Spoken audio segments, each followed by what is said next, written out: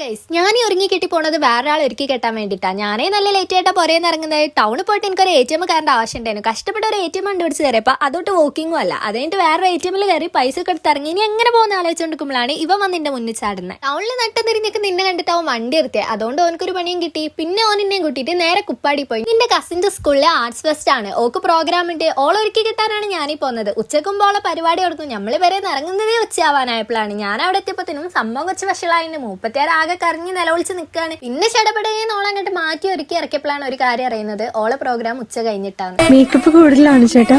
സമയത്തിന്റെ ഒരു പരിമിതി മൂലം എനിക്കിന്റെ കഴിവ് ഫുള്ളായിട്ട് പുറത്തെടുക്കാൻ പറ്റിയില്ല. അങ്ങനെ പിന്നെ ഓക്ക് കുറച്ച് ഫുഡൊക്കെ വാരി കൊടുത്ത് ഞങ്ങൾ കുറച്ച് ഫോട്ടോസ് ഒക്കെ എടുത്ത് പിന്നെ 2-3 പരിപാടിയൊക്കെ കഴിഞ്ഞിട്ടാണ് ഓളെ പരിപാടി തുടങ്ങിയത്. ആ സമയത്താണെങ്കിൽ എന്റെ ഫോണ് പാട്ട് പ്ലേ ചെയ്യാനും കൊടുത്തത്. അതുകൊണ്ട് ഒരു വീഡിയോയും എടുക്കാൻ പറ്റിയില്ല. എന്തൊക്കെയായാലും ഓള് നല്ലോണം കളിച്ചിരിക്കണേ. ഓളെ പരിപാടി ഉണ്ട്. നമ്മളായിരുന്നു ഇറങ്ങി. മേക്കപ്പ് ഒന്നും കളഞ്ഞില്ല. ഓള് ഡാൻസ് കളിച്ചിരിക്കുന്നത് 4 ആളും കൂടി അറിയട്ടെ. പിന്നെ അവിടുന്ന് കുറച്ചു നേരം നടന്ന ഒരു ഓട്ടോയിൽ കയറി നമ്മൾ പുറേക്ക് വിട്ട്. അപ്പൊ ഓക്കെ ബൈ.